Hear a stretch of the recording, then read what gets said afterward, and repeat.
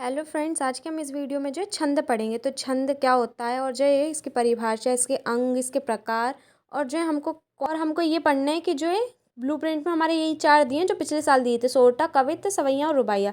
तो हम जो है इन्हें पढ़ेंगे और जो बाकी छंद वगैरह हैं तो उन्हें हम जो है समझ लेंगे। मतलब ऐसे कि जैसे अभी क्वेश्चन आया था कि जो सोरठा जो है किसका उल्टा होता है, तो आपको पता होना चाहिए दोहा। अगर आपने दोहा पढ़ा है तभी आप बता सकते हो कि दोहा जो है सोरठे का उल्टा होता है। दोनों एक दूसरे के क्या होते हैं, उल्टे होते हैं। तो इस तरीके से एक दो क्वेश्चन और मैं आपको बता दूंगी कि इस तरीके से अगर आए तो आप कर लेंगे। तो हमें ये मेन चार ही पढ़ना है क्योंकि आपके ब्लूप्रिंट में भी जो यही दिया गया है। तो चलिए अब शुरू करते हैं। हम एक ही वीडियो में जो है पूरा खत्म कर देंगे। आपको जो डरना नहीं कि हमें जो इतना सारा पढ़ना पड़ेगा, याद करना पड़ेगा, कैसे होगा, क्या होगा, आपको ये सब डरना नहीं है। आपको बस अभी मैं जो समझा रही हूँ जितना, वो आपको बस समझते चल जाना है। बाकी मैं सब आपको एंड में बताऊंगी कि आपको कैसा क्या करना है। सबसे पहले जान लेते हैं छंद की परिभाषा। ये क्वेश्चन 2 नंबर में आ सकता है कि छंद की परिभाषा लिखिए, या उसके अंग आ सकते हैं कि छंद की परिभाषा और उसके अंग लिखिए, या ऐसे क्वेश्चन आ सकता है कि छंद के जो है परिभाषा हो या उसके प्रकार लिखिए। तो आपको बता देती हूँ छंद किसे कहते हैं। काव्य शास्त्र के नियम अनुसार कविता या काव्य में मात्रा, वर्ण, गण, यति, लय आदि का विचार करके शब्द योजना की जाती है, उसे छंद कहते हैं। जो भी हमारा काव्य होता है यानी जो भी हमारी कविता होती है, जो भी हमारा पद्य होता है, उसके नियम अनुसार काव्य में यानी किसी भी कविता या पद्य में क्या हो रहा है, मात्रा, वर्ण या यण, गति, इन सब का जो है विचार करते हैं। यानी इन सब के बारे में हम सोचते हैं कि कौन सी चीज़ जो है कहाँ पर खत्म होनी चाहिए और कहाँ पर लगनी चाहिए, मात्रा कहाँ लगनी चाहिए, यण कहाँ होना चाहिए, यति कहाँ देनी है और हमें लय कहाँ देनी है। तो हम जब इन सब के बारे में सोचते हैं यानी विचार करते हैं, तो उस शब्द योजना को हम क्या कहते हैं, छंद कहते हैं। जैसे क्या, बुंदेले हर बोलो के मुँह हमने सुनी कहानी थी, खूब लड़ी मर्दानी वह तो झांसी वाली रानी थी। क्या हुआ लास्ट में, हमने सुनी कहानी थी और खूब लड़ी मर्दानी वो तो झांसी वाली रानी थी। तो थी और कहानी थी तो मैच कर रहा है, तो वो मिल रहा है बहुत अच्छे से। तो इस तरीके से जो है हम शब्द योजना का जब विचार करते हैं तो उसे छंद कहते हैं। जब भी हम किसी शब्द योजना से जो है विचार करके किसी भी कविता को लिखते हैं तो वो क्या होती है, काफ़ी अच्छी तरीके से हमारे सामने प्रकट होती है। तो उसी को हम क्या कहते हैं, छंद कहते हैं। अब यहाँ पे क्या लिखा है कि छंद के 6 अंग होते हैं। तो आपको हमेशा याद रखना छंद के 6 अंग होते हैं। अब आप इसमें कंफ्यूज हो जाओगे अंग और प्रकार में। हमेशा याद रखना अंग अलग होते हैं, प्रकार अलग होते हैं। अंग कितने, इनके 6। ऑब्जेक्टिव में आपसे पूछ सकते हैं तो अच्छे से याद रखिए। बाकी प्रकार जो है हम इसके बाद पढ़ेंगे, तो दोनों में कंफ्यूज नहीं होना है और दोनों को अच्छे से याद रखना है। अब इसके अंग देख लेते हैं। पहला होता है चरण, दूसरा वर्ण और मात्रा, तीसरा यति, चौथा गति, पांचवा तुक और छठा क्या होता है, गण होता है। तो इनकी डेफिनेशन देख लेते हैं, बहुत ही ईजी है, आपको नाम से ही समझ में आ जाएगी कि क्या है। तो चलिए देख लेते हैं। इतना डिटेल में वो पूछेंगे नहीं, हो सकता है कि आपसे कभी पूछ ले, पर आपको मालूम होना चाहिए। आपसे मेन जो ये चार है इनकी यही पूछेंगे कि इनकी परिभाषा लिखिए और जो है इनका एक उदाहरण लिखिए। पर आपको फिर भी पढ़ना है, अगर आपसे पूछ लिया तो फिर मैं ऐसा आपको आधा आधा नहीं पढ़ा सकती ना। तो आपको पूरा ही पढ़ना है। आपको बस एक बार पढ़ोगे आपको बिना रटे ही जो है सब समझ में आ जाएगा। सबसे पहले बात करते हैं चरण की। छंद शास्त्र में चरण का अर्थ, छंद का चतुर्भाग छंदों में प्रायः 4 चरण होते हैं। प्रत्येक चरण में वर्णों या मात्राओं की संख्या क्रमानुसार नियोजित रहती है। कुल मिला के कहने का मतलब क्या है कि छंदों में क्या होते हैं, 4 चरण होते हैं। का जो प्रत्येक चरण होता है उसमें क्या होता है, वर्णों या मात्राओं की संख्या जो है क्रमानुसार नियोजित रहती है। यानी एक चरण में अगर 4 मात्राएं तो दूसरे चरण में भी 4 मात्रा होंगी। तो इस तरीके से फिक्स रहती हैं। मैंने बस एग्जाम्पल के लिए दिया है, मैं बताऊंगी मैं कितनी कितनी मात्राएं होती हैं। जब आपको एग्जाम्पल दूंगी तो मैं आपको बताऊंगी कि किस में कितनी मात्रा होती है। तो आपको समझ में आ गया कि चरण क्या होता है। अब चलते सेकंड में, वर्ण और मात्रा। तो ध्यान से सुनना इसे, आप कंफ्यूज मत होना, बहुत ही ईजी है ये। वर्णों के उच्चारण में जो समय लगता है उसे मात्रा कहते हैं। यानी क्या हो रहा है, वर्ण क्या होते हैं, छोटा बड़ा ये सब वर्ण होते हैं। जितने भी क ख ग तक होते हैं ये सारे वर्ण होते हैं। अब इन वर्णों के साथ मात्रा भी लगाते हैं तो हम फिर एक शब्द बनाते हैं। जैसे लघु है तो लघु में मात्रा भी लगी है। इसे जब हम पढ़ते हैं तो इसके उच्चारण करने में यानी इसे हम जब पढ़ते हैं तो इसमें जो समय लगता है उसे हम क्या कहते हैं, मात्रा कहते हैं। आगे क्या लिखा है कि वर्ण जो है मात्रा की दृष्टि से 2 प्रकार के होते हैं, लघु और दीर्घ। तो ये आपको याद रखना, हो सकता है आपसे 1 नंबर में ऑब्जेक्टिव में पूछ लें कि वर्ण जो है मात्रा की दृष्टि से कितने प्रकार के होते हैं, तो 2, लघु वर्ण और दीर्घ वर्ण। और लघु यानी छोटा ही होता है। तो लघु में क्या होती है, 1 मात्रा होती है। दीर्घ यानी बड़ा होता है तो उसमें 2 मात्रा होती है। और लघु का चिन्ह कैसा होता है, एक डंडा होता है वो लघु का चिन्ह, और गुरु का चिन्ह कैसा होता है, एस जैसा होता है। तो आपको इतना सारा कुछ याद नहीं रखना, बस मैंने आपको समझाने के लिए बताया। हो सकता है आपसे अगर पूछ लें तो आपको ऐसा मालूम होना चाहिए, क्योंकि हमारे लिए एक एक नंबर इम्पॉर्टेंट है। आपको वो मेन वही होगा, उनमें से परिभाषा आएंगी और उनमें से आपको उदाहरण लिखने, पर आपको ये भी मालूम होना चाहिए अगर पूछ लिया तो। तीसरा अंग क्या है? यति। यति क्या होता है? छंद को पढ़ते समय जहाँ रुका जाता है उसे यति कहते हैं। यति सिंपल होता है कि छंद को हम जब पढ़ रहे हैं और जहाँ हम रुक जाएं तो उसे क्या कहते हैं? यति कहते हैं। क्या हो गया? माली आवत देख कर कलियन करी पुकार। तो माली आवत देख कर पे हम रुके हैं क्योंकि हम कॉमा लगा दो, उसके बाद क्या करते हैं? कलियन करी पुकार, फिर हम रुक रहे हैं, तो इस तरीके से रुकते हैं तो क्या होता है? वो यति होता है, यानी हमने वहाँ पे रुके हैं थोड़ी देर, फिर हम उसके बाद शुरू करते हैं। उसके बाद फोर्थ नंबर पे क्या है? गति। गति क्या होता है? गति का अर्थ आपको पता ही है, प्रभाव होता है। अर्थात यहाँ पे क्या लिखा है? छंद को पढ़ते समय प्रभाव एक सा हो।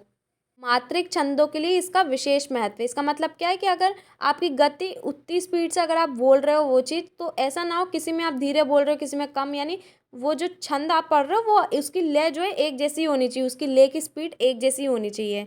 जैसे यही एग्जाम्पल देख लीजिए, मालियावत देखकर कलियन करी पुकार, तो इसमें बिल्कुल एकदम सीधे लय में जा रही है, एक ही स्पीड में जा रहा है वो, उसे हम क्या कहते हैं? गति कहते हैं। क्या हो रहा है? तुक। तुक क्या होती है? पद के चरणों के अंत में जो समान स्वर आते हैं उन्हें तुक कहते हैं। यानी आपके जो 4 चरण होते हैं उनके जो लास्ट वाले चरण होते हैं, यानी सेकंड और फोर्थ वाला, उसके जो चरण है उनमें जो समान स्वर आते हैं तो उसे हम क्या कहते हैं? तुक कहते हैं। तो यही वाले एग्जाम्पल देखिए, बुंदेले हर बोलो के मुँह हमने सुनी कहानी थी। फिर उसके बाद क्या आ रहा है? खूब लड़ी मर्दानी वो तो झांसी वाली रानी थी। तो कहानी थी, रानी थी, एक से ही स्वर आ रहे हैं तो वो क्या हो गए? तुक हो गई। 6 नंबर पे हमारा आता है गढ़। गढ़ क्या होता है? 3 वर्णों के समूह को गण कहते हैं। तो 3 समूह में कोई वर्ण नहीं, यानी उनकी जो मात्राएं लघु गुरु की अगर वो 3 आ रही हैं, जैसे 2 लघु आ रहे हैं, 1 गुरु आ रहे हैं, तो इस तरीके से मात्रा आ रही है तो उसको हम क्या कहते हैं? गण कहते हैं। तो चलिए अब हम आगे चलते हैं, हम जो है पढ़ेंगे छंद के प्रकार कितने होते हैं। ये अभी हमने क्या पढ़े? अंग पढ़े। अब हम पढ़ेंगे प्रकार। छंद के प्रकार कितने होते हैं? 4 होते हैं। और अंग कितने होते हैं? 6 होते हैं। तो ये 4 कौन से? वर्णिक छंद, मात्रिक छंद, वर्णिक व्रत और मुक्त छंद। तो वर्णिक छंद और मात्रिक छंद ये जो है पेपर में आ चुके हैं, एक एक नंबर के क्वेश्चन में, तो ऑब्जेक्टिव वगैरह में आ चुके हैं, इनकी परिभाषा आ चुकी है और ऑब्जेक्टिव वगैरह में आ चुके हैं डैश करके कि इसे कौन सा छंद कहते हैं। तो इसलिए ये आपको अच्छे से पढ़ने पड़ेंगे। हो सकता है आपसे इस बार वर्णिक व्रत और मुक्त छंद पूछ लें। वर्णिक छंद बहुत ही ईजी है। जिन छंदों की रचना वर्णों की गिनती के आधार पर होती है उन्हें वर्णिक छंद कहते हैं। जैसे सवैया, इंद्रवाजा। तो जो भी छंद है जिनकी रचना किस पे हो रही है? वर्णिक से याद रखना, वर्णों की गिनती, यानी जिसमें वर्णों की गिनती हो रही है उसे हम क्या कहते हैं? वर्णिक छंद कहते हैं। और मात्रिक छंद में क्या होता है? जिसमें मात्राओं की गिनती की जाती है तो उसे हम क्या कहते हैं? मात्रिक छंद कहते हैं। तो इस तरीके से आपको याद रखना है, वर्णिक से वर्णों और मात्रिक से मात्रा, दोनों में ही गिनती की जाती है। अब जो मात्रिक छंद है उसके भी जो है 3 प्रकार होते हैं, ये आपको थोड़ा पता होना चाहिए। सममात्रिक छंद, अर्ध सममात्रिक छंद और विषम मात्रिक। आपको ये पता होना चाहिए कि जो है मात्रिक छंद के क्या है? 3 प्रकार हैं अलग। इससे पहले हमने पहला प्रकार क्या पढ़ा था? वर्णिक छंद, जिसमें क्या हो रहा था? जिन छंदों की रचना वर्णों की क्या हो रही थी? गिनती के आधार पर हो रही थी। लेकिन यहाँ पे क्या हो रहा है? इसमें क्या हो रहा है? जिनकी गणना वर्णों के अनुसार हो रही, यानी वर्णों की गिनती नहीं हो रही, वर्णों के अनुसार क्या हो रही है? उनकी गणना हो रही, तो उन्हें हम क्या कहते हैं? वर्णिक व्रत कहते हैं। तो आपको कंफ्यूज नहीं होना है, वो एक बार और डेफिनेशन अच्छे से देख लेनी है दोनों की, दोनों में फ़र्क क्या है। के बाद 4th नंबर का प्रकार क्या है हमारा? मुक्त छंद। मुक्त छंद में क्या होता है? हिंदी कविता की बंधी छंद परंपरा के बंधनों को तो तोड़ना ही मुक्त छंद कहलाता है। निराला जी ने सर्वप्रथम मुक्त छंदों का प्रयोग किया है। जो हमारी हिंदी की परंपरा चलती आ रही है कविता को लिखने की, उन परंपरा को तोड़ना ही, यानी जो परंपरा हम मानते नहीं आ रहे, हम उनने उनको तोड़ के जो कुछ नया निर्माण किया है तो उसे हम क्या कहते हैं? मुक्त छंद कहते हैं। निराला जी ने क्या किया था? सर्वप्रथम क्या किया था? मुक्त छंदों का जो है प्रयोग किया था। तो ये आपको बस याद रखना है ऐसे ही। तो अब हम पढ़ते हैं सोरठा छंद। तो ये जो है एग्जाम में आता है, ये एक ना एक क्वेश्चन छंद से। अब कौन सा आ जाए इस बार देखते हैं। तो ध्यान से समझना है इसे, और इसे आपको थोड़ा रटना पड़ेगा ही, क्योंकि आपको पता होना चाहिए कि इसमें कितनी मात्राएं होती हैं। और आपको एक उदाहरण लिखना है, ये हो सकता है 2 नंबर में आ जाए या 3 नंबर में क्वेश्चन आ जाए। आपको ये भी याद रखना है कि जो सोरठा होता है वो दोहे का उल्टा होता है, और जो दोहा होता है वो सोरठे का उल्टा होता है। ये जो है ऑब्जेक्टिव में आ चुका है एक क्वेश्चन, आया था फिलिंग द ब्लैंक्स में आ चुका है, तो आपको ये मालूम होना चाहिए। उल्टा कैसा होता है वो मैं आपको अभी ये परिभाषा बताने के बाद बताती हूँ। ये अर्धसम मात्रिक छंद है और दोहे का उल्टा होता है। अर्धसम मात्रिक छंद का मतलब तो ये मैं आपको अभी बताती हूँ, आप पूरी परिभाषा पढ़िए, आपको खुद ही समझ में आ जाएगा। इसके विषम चरणों में, विषम चरण क्या होते हैं, पहला और तीसरा ही होता है, आपको पता है विषम क्या होते हैं, और जो नंबर होते हैं उन्हें हम विषम कहते हैं। तो इसके पहले और तीसरे चरण में कितनी मात्रा होती है, 11 मात्राएं होती हैं। और सम चरणों में, सम मतलब क्या होता है आपको पता ही है, दूसरा और चौथा, क्योंकि 4 चरण होते हैं तो इसमें से हमको इवन ऑड करके बताना है। तो उसमें कितनी मात्रा होती है, 13 मात्राएं होती हैं। तो ये आपको याद रखना है कि विषम चरणों में यानी 1 3 में कितनी रहती है, प्रथम और तृतीय में कितनी रहती है, 11, और दूसरे और चौथे में 13 मात्राएं होती हैं। तुक प्रथम और तृतीय चरणों में होती है। जो तुक है वो किस में होती है, प्रथम और तीसरे चरणों में तुक होती है। और इनके अंत में क्या होता है, लघु अवश्य होता है। और अंत में मतलब क्या होगा, एक अवश्य जो है लघु मात्रा, यानी एक मात्रा तो होगी, दीर्घ यानी 2 मात्रा भी होंगी, पर एक मात्रा तो होगी, वो सोटा छंद होता है। अर्धसम मात्रिक का क्या होता है कि इसके जो पहला और जो तीसरा छंद है, यानी जो ऑड और नंबर वाले, उनमें सेम मात्रा है 11, और जो दूसरा और जो चौथा ऋण में क्या है, 13 मात्रा है। तो यानी मात्राएं समान है पहले और तीसरे में और दूसरे और चौथे में, तो वो क्या होता है, अर्धसम मात्रिक छंद होता है। ये जो मैंने आपको समझाने के लिए बताया था कि आपको पता तो है इसका मतलब क्या है। उदाहरण आपको हमेशा याद होगा, रहीमन धागा प्रेम का, मत तोड़ो चटकाए, टूटे से फिर ना जुड़े, जुड़े गांठ पड़ी जाए। तो आपको पता होगा कि रहीम जी ने क्या बोला है, रहीम जी ने बोला है कि रहीमन धागा प्रेम का, यानी जो धागा होता है प्रेम का, उसको जो है हमें नहीं चटकाना चाहिए, यानी उसमें जो दरार नहीं पड़नी चाहिए। हमारे जो व्यवहार होता है उसमें, आपस में जो हम बातचीत करते दूसरों से, उनमें हमें जो दरार नहीं पड़ना चाहिए। एक बार हमारा रिश्ता किसी से खराब हो जाए तो फिर वो खराब ही हो जाता है, और आप उसको कितनी भी बार, फिर एक बार मन में अगर आपके हो जाए कि ये बुरा है तो आपके मन में वो हो ही जाता है। फिर आप कितना भी रिश्ता जोड़ने की कोशिश करो कि मान जा या हो जाए, एक दूसरे में भाई बहन हो या किसी में भी हो, तो फिर वो खराब ही हो जाता है। तो रहीमन जी ने यही समझाया कि रहीमन धागा प्रेम का, मत तोड़ो चटकाए, टूटे से ना फिर जुड़े, जुड़े गांठ पड़ जाए। ये आपने बचपन से पढ़ा है तो ये आपको आसानी से याद होगा, तो इसमें कोई दिक्कत नहीं।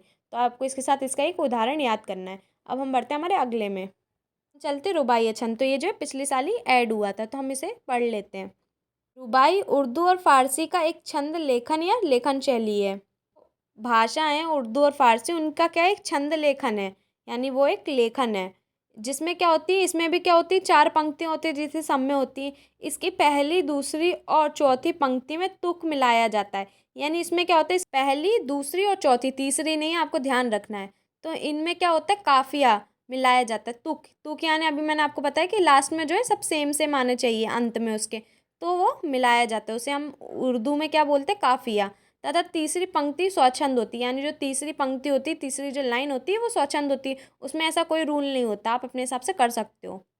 तो उसे हम क्या कहते हैं, रुबाइया छंद बोलते हैं। तो ये बहुत ही ईजी था, आपको ज़्यादा परेशानी नहीं होगी इसे समझने में और याद करने में। ये उदाहरण भी रुबाइयाँ से लिए गए जो आपके सिलेबस में ही था, उस चैप्टर का। ये क्या है, आंगन में ठुरक रहा जिदियाया है, बालक तो हई चांद पे ललचाया, दर्पण उसे दे के कह रही है माँ, देख आईने में चांद उतर आया है। तो आपको थोड़ा समझ में आया होगा कि रुबाइया छंद कैसे है। देखो, आप देखो, पहली लाइन में जिदियाया है, दूसरी लाइन में ललचाया है, तीसरी लाइन में सेम नहीं है, चौथी लाइन में फिर सेम हो गया आया है। तो इसके जो अंत में जो तुक दी जा रही है वो सेम है सब में, यानी जो है सबके सेम सेम स्वर निकल रहे हैं, और तीसरे में सबसे अलग है। तो इससे आपको समझ में आ गया कौन सा छंद है, रुबाइयाँ छंद है। मैं कवि क्या कह रहा है, जो माँ का जो छोटा सा बच्चा है वो आंगन में क्या कर रहा है, जिद कर रहा है। जिद कर रहा है, क्या है, आंगन में क्या है, मचल रहा है। बालक तो है चांद पे ललचाया है, वो इस बात की जिद कर रहा है, इस बात से मचल रहा है कि उसको जो है चांद जो है उसे वो चाहिए, तो उसके लिए जो मचल रहा है कि उसको जिद थी कि उसे जो है चांद चाहिए वो। आगे क्या बोल रहा है कि दर्पण उसे देख कह रही है माँ, मतलब माँ जो है उसको दिखाती है, दर्पण में उसकी शक्ल दिखाती है, और क्या बोलती है, देख आईने में चांद उतर आया, और उसकी शक्ल दिखा के बोलती है, देख चांद तो जो है धरती पर आ गया है। और एक माँ अपने बच्चे को जो है उसकी जिद, ऐसी जिद है जिसे वो पूरा नहीं कर सकती, तो उससे माँ बता रही कि मेरा चांद तो क्या है, धरती पर ही है, क्योंकि माँ के लिए एक बच्चा क्या होता है, तो चांद का टुकड़ा ही होता है, एक चांद ही होता है। तो अब चलते हैं हमारे अगले छंद की तरफ। तो हम बात करते हैं हमारे कवित्त छंद की। ये कौन सा छंद होता है, वर्णिक छंद कवित्त। तो जिसमें वर्णों की गिनती की जाती है वो वर्णिक छंद होता है, तो इसमें भी वर्णों की गिनती की जाती है, इसलिए यहाँ पे वर्णिक छंद कवित्त लगा हुआ है। हो सकता है आप सब्जेक्टिव में पूछ लें कि कवित्त छंद कैसा है, तो कैसा है, वर्णिक छंद है। सब में क्या होते हैं, 4 चरण होते हैं, इसमें भी 4 चरण होते हैं, प्रत्येक चरण में 31 वर्ण होते हैं। अब इसके प्रत्येक जो चरण होता है उसमें 31 वर्ण होते हैं। 16 और 15 वर्णों पर क्या होती है, यति होती है, और 16 और जो 15 वर्ण होते हैं उस पर यति होती है, यानी रुक जाते हैं। और हर चरण का अंतिम वर्ण गुरु होता है। गुरु मतलब जिसमें दीर्घ मात्रा होती है, जिसमें दो दो मात्रा होती है, उसका जो उच्चारण करते हैं वो क्या होता है, गुरु होता है। कोई याद रखना और इसका उदाहरण भी याद रखना है। इसके उदाहरण ऐसे ही आएंगे क्योंकि इसमें जो 31 वर्ण होते हैं, इस वजह से। मैंने बहुत सारे उदाहरण देखे पर मुझे जो है यही बेस्ट लगता है और ये काफ़ी इजी, आपको देखने में लग रहा है याद नहीं होगा, पर आप 2-3 बार इसकी जो लिख लिख के प्रैक्टिस करोगे ना और बोलोगे तो आपको बहुत ही मज़ा आएगा और आपको अच्छे से याद हो जाएगा। आपको इसको छोड़ना नहीं है। 2 या 3 नंबर की बात है तो आपको नंबर बिल्कुल नहीं छोड़ना है, आप करोगे तो हो जाएगा। मुझे भी पहले जब मैं अपने टाइम पे कर रही थी मुझे भी बहुत लग रहा था, पर जब मैंने किया तो मुझसे हो गया था। से आप जो है समझते हैं। भेजे मन भावन के उद्धव की आवन की, सुधी बज गावनी में पावन जब लगी। पहले जो है दो दो करके लाइन समझते हैं। आपको थोड़ा ऊपर ऊपर से समझाऊंगी क्योंकि आपको इसकी व्याख्या नहीं करनी है, तो आपको इतना अच्छे से समझने की ज़रूरत नहीं है, बस आपको याद करना है और आपको पता हो कि आप क्या समझ रहे हो। ये तब की बात है जब ब्रज के जो निवासी रहते हैं उन्हें तब ये पता चलता है कि जो है हमारे जो क्या उद्धव उद्धव यानी क्या है, जो श्री कृष्ण जी हैं वो आने वाले, उनका समाचार उनको मिलता है। आवन के यानी उनका जो समाचार मिलता है उनके आने का। पूरे ब्रज में क्या होता है, सब मतलब खुश हो जाते, खुशहाली आ जाती, सब एकदम ज़ोर ज़ोर से नाचने लगते, गाने लगते, तो इस तरीके से वही होता है। कहे रत्नाकार ग्वालिनी की छोरी छोरी, दोरी दोरी नंद पोरी, आवन तबे लगी। उजकी उजकी पद कंजनी के पंजनी पे, पेखी पेखी पाती छाती छोनी छबे लगी। हम लिख्यो है कहाँ, हम लिख्यो है कहाँ, हम लिख्यो है कहाँ, कहन सब लगी। ये सब सुनने के बाद जितनी भी गोपियाँ रहती तो वो दौड़ी दौड़ी क्या होती है, नंद बाबा के घर चली जाती हैं। खबर सुनने के लिए जो है नंद बाबा के घर ही जाती, तो सुनने के लिए क्या करती हैं, उचक उचक कर वो है ना पढ़ना चाहती समाचार, क्योंकि इतनी भीड़ लग जाती तो वो सब ना उचकने लगती, उचक उचक के समाचार पढ़ती ताकि उन्हें भी मिल जाए, उन्हें भी पता चले कि श्री कृष्ण जी आने वाले हैं। सभी के मन में जो है यही रहता है कि श्री कृष्ण जी ने जो है हमको लिखे है क्या, सब यही सोचते हैं उन्होंने जो संदेश में हमारे बारे में क्या लिखा है, तो इसलिए यहाँ पे लिखा है हमको लिखे है कहाँ। कृष्ण के संदेश को देखकर सब यही कहने लगे कि हमारे लिए क्या लिखा है, मतलब हम सब ढूंढ रहे थे कि हमारे लिए क्या क्या क्या लिखा है, तो इसलिए लास्ट में ये लिखा हमको लिख के है कहा कहन सब लगी, यानी सब लोग यही ढूंढ रहे थे कि श्री कृष्ण ने जो उस संदेश में मेरे लिए क्या लिखा, हमारे लिए क्या लिखा है। क्या होता है, सब देखने के लिए आतुर होती है कि श्री कृष्ण जी जो है उन्होंने संदेश में क्या लिखा है, तो यही सब कहने लगी थी वो। चलते हमारे अगले छंद की तरफ। बात करते सवैया छंद की। इसमें क्या होता है, इसमें 22 वर्ण से लेकर 26 वर्ण होते हैं और इसके क्या होते हैं, कई प्रकार है। यहाँ क्या हो रहा है, मत गयन तथा दुर्मिल प्रकार दिए जा रहे हैं। के प्रकार में से हम बात कर रहे हैं दुर्मिल सवैया छंद की, तो हम इसको पढ़ लेते हैं। क्या होता है, दुर्मिल में 4 चरण होते हैं, प्रत्येक चरण में क्या होते हैं 24 वर्ण होते हैं। तो ऐसे ही लिखना, आप सवैया छंद लिखना, उसमें आप लिखना यही इसकी परिभाषा और लिख देना यहाँ पे दुर्मिल, फिर दुर्मिल की परिभाषा लिख के उसका उदाहरण लिख देना। तो उदाहरण में अगर आप ऐसा नहीं भी लिखते हो तो आप डायरेक्ट सवैया छंद की परिभाषा करके उसका उदाहरण भी लिख देते हो तो भी सही है। सवैया छंद का उदाहरण देख लेते हैं। पुरते निक्सकी रघुवीर बधु, धरी धीर दय मग में डग दोए, झलकी भरी बालकनी जल की पट, सखी गए मधुरादर वे, फिर बुझती चलनी अब केतिक, पण कुटी करुए कित है, ती की लिख आतुरता, पिए की अखियाँ अति चारु, चली जल चोए।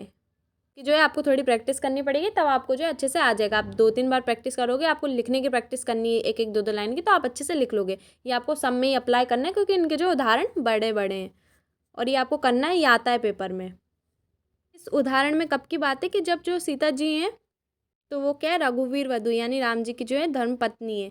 तो जब वो बाहर निकली थी वहाँ से, यानी जब वनवास के लिए जा रही थी, तो वहाँ पर जगह जगह वो रुकी थी। तो वो ऐसे ही गाँव में जब जा रही थी, जैसे ही उन्होंने का पैर जो है आगे रखा गांव की तरफ चलने के लिए, तो उनके क्या होगा, पसीना आ गया।